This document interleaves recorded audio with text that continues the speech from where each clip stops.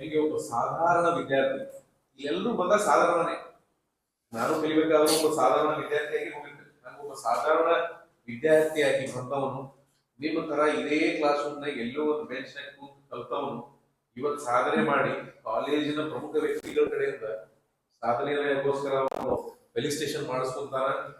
Teachers ಗಳು ನಿಂತು ಮಾತಾಡ್ತಕ್ಕಂತ ಜಾಗವನ್ನ ಅಲಂಕರಿಸಿ ಅವನು ನಿಮ್ಮನ್ನೆಲ್ಲ ಉದ್ದೇಶಿಸಿ ಮಾತಾಡ್ತಾನ. At the age of 19 or 20 ಅಂತಂದ್ರೆ ಎಂತಹ ದೊಡ್ಡ ಸಾಧನೆ. ಅವ್ನು ಎಲ್ಲಾ ಮಾತಾಡಿದ್ರೊಳಗೂ ನನಗೆ ಬಹಳ ಇಷ್ಟವಾದ ಒಂದು 2 ಲೈನ್ ನನಗೆ ಈಗ ಹಿಡಿಸಿದ್ರು ಅಂತಂದ್ರೆ, ನಾವೇನಾದ್ರೂ ಸಾಧನೆ ಮಾಡಕ್ ಬಿಟ್ಟಾಗ, ನಾವೇನಾದ್ರೂ ಸಾಧನೆ ಮಾಡಕ್ ಶುರು ಮಾಡಿದಾಗ, ನಾವು ಏನಾದ್ರೂ ಸಾಧನೆ ಮಾಡ್ಬೇಕಾದ್ರೆ ವಾಪಸ್ ನಮ್ಮ ಊರಿಗೆ ಬಂದಾಗ ನಮ್ಮ ತಂದೆ ತಾಯಿಯ ಕಣ್ಣಲ್ಲಿ ಇರ್ತಕ್ಕಂತಹ ಗೆಲುವು, ನಮ್ಮ ತಂದೆ ತಾಯಿ ಕಣ್ಣಲ್ಲಿ ಇರ್ತಕ್ಕಂತಹ ಒಂದು ಹೆಮ್ಮೆ, ಅದನ್ನೇ ನಾವು ಮಕ್ಕಳಾಗಿ ನೋಡ್ತೀವಲ್ಲ, ಅದು ನಮ್ಗೆ ಕೊಡುವಂತಹ ಒಂದು ನೆಮ್ಮದಿ. ಯಾವ 1 ಕೋಟಿ ರೂಪಾಯಿ ಗಳಿಸಿದ್ರು ಸಿಗುದಿಲ್ಲ, ಏನ್ ಮಾಡಿದ್ರು ಸಿಗುದಿಲ್ಲ ಆ ನೆಮ್ಮದಿ ಮುಂದೆ.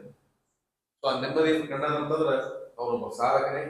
ಅವ್ರಿಗೆ ನಾವು ಒಂದು ಒಳ್ಳೆ ವಿಶ್ ಮಾಡೋನು. ಅವ್ರು ಬಹಳ ದೊಡ್ಡ ಡಾಕ್ಟರ್ ಆಗಿ ಬೆಳೀಲಿ, ಒಳ್ಳೊಳ್ಳೆ ಸಾಧನೆಗಳನ್ನು ಮಾಡ್ಲಿ. ಶಿವರಾಜ್ ನಂಜನಗೂಡು ಹೆಸರು ಬರೀ ಧಾರವಾಡ ಅಲ್ಲ, ಕುಂದಗೋಳ ಅಲ್ಲ, ಕರ್ನಾಟಕದಾಗಲ್ಲ, ಭಾರತದಾಗಲ್ಲ, ರಷ್ಯಾದಾಗ ಕೂಡ ಅವನ ಹೆಸರು ಮಿಂಚಲಿ.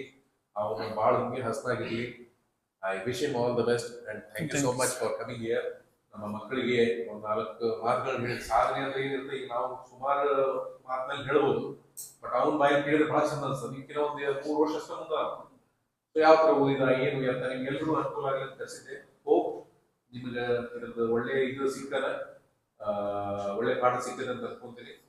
And thank you so much. Thank you.